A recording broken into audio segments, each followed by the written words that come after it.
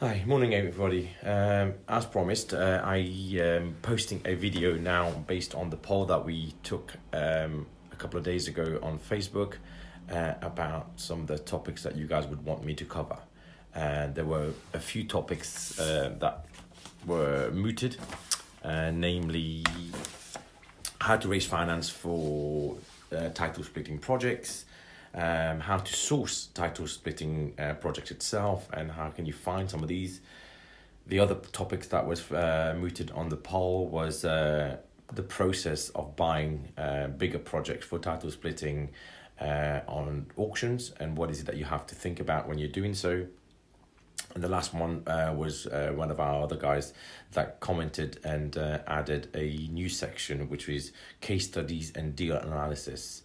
So these are the kind of the four things that were put out for poll. And the main one that everybody voted on that they wanted to know more about was how to raise finance. So in the video now, you'll hear me talk about really the 5 key ways of raising finance that I follow, and I coach people also of how to do it. So let's get to it and look at what are the options available to us.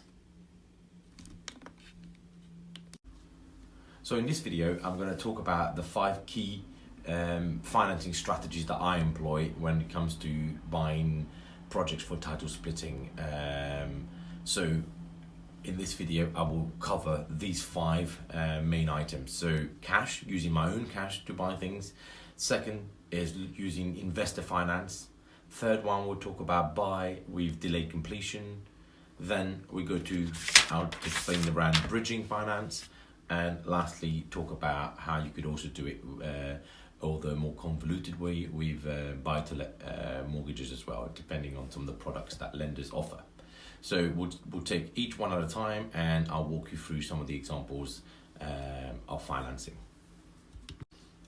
So, as we all know here, engaging in title splitting of bigger and larger properties to create smaller multiple units is a bit more complex than your traditional vanilla buy-to-let. So here you are having to think through the logic of your purchase, the price that you're paying, the amount of works that you're going to carry out, and what you'll end up having at the end, where hopefully multiple units worth individually more than what they were worth when they were in one freehold.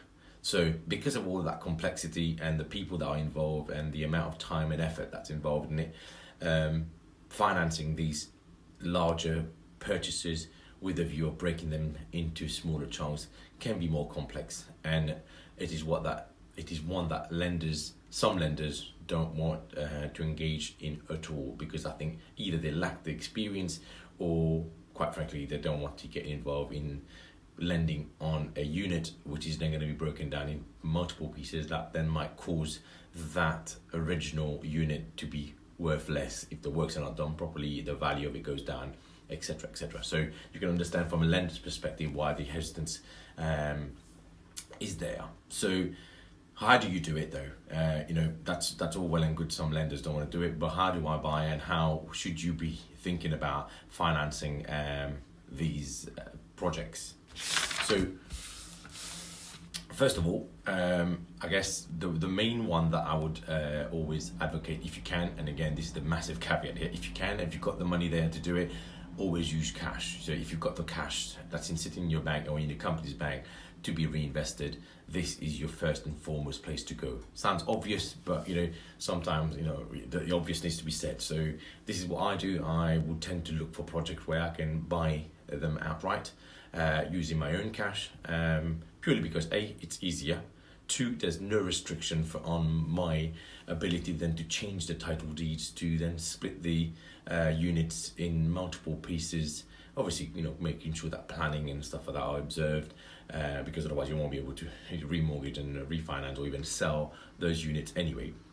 And also, the good thing with using your own cash, there is no lender consent. There's no lender that will then tell you what you can and can't do, and quite frankly, you save a lot on survey fees, valuation fees that you would have had to pay otherwise.